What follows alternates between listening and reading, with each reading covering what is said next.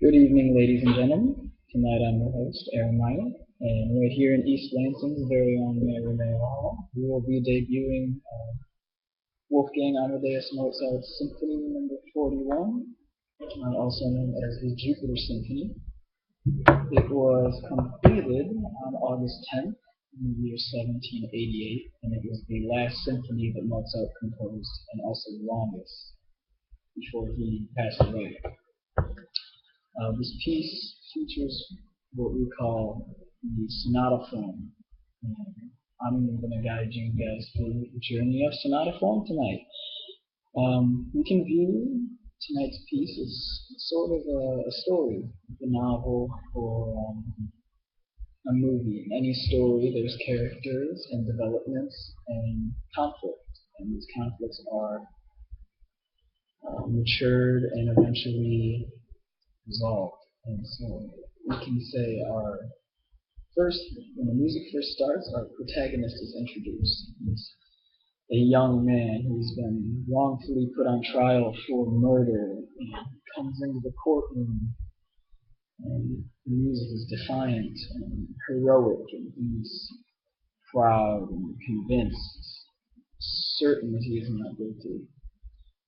And we hear the opening arguments of his lawyer, and gradually those end up being, the lawyer finishes his statements, and we transition from the plaintiff or the defendant to the plaintiff. And we hear the second theme, where we can introduce as the plaintiff's lawyer. He comes in with his ideas and voices his opening statements and opening arguments. And from here on there, we have a brief pause that might not be completely noticeable, but this is where we can consider the plaintiff's arguments ending, and to wrap up the opening statements, the judge and the jury make a couple short statements, and then it moves into what in the musical world what we call the development. And in this section, the form of this piece, there's many regulations almost. There's various numbers of rules. But the thing about the development is it's mostly open-ended, and some of the most fascinating music can happen here. And in this development, we have the testimonials, witnesses are called to the stand, and cross-examinations are done. Basically, the flesh that builds up to the climax and decision and the sentencing of the court case. And so, back in the first part, in the opening statements, the two characters and the situations were introduced in different keys.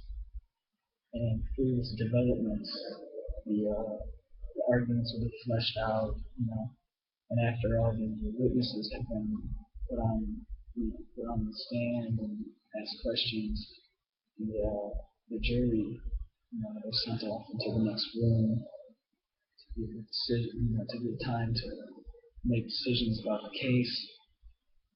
And at the end of the transition, at the end of the development, they come back in and we review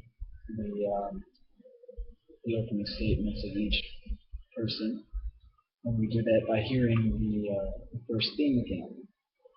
And then, so that repeats, and then we move back into the court case. At this point, we can kind of tell that it's going in the favor of our protagonist. And to show that, the second theme is now in the original key of the first one, and the jury voices their opinions and in support of him. And soon the votes are in, and it's up to the judge. And this is where the music is very dramatic. The suspense, people are on the edge of their seats and they're gripping their seats and they're waiting, building up to the last cadence of the piece. And finally, the judge makes his decision and the music cadences. And from there, the piece moves back more into a sort of heroic theme kind of, it's not necessarily reflective on the other themes of the piece, but it does hint at them and mention them. And this is our protagonist moving out of the courtroom and being released as a free man. So thank you for that, and I hope you guys enjoy the show tonight. Farewell.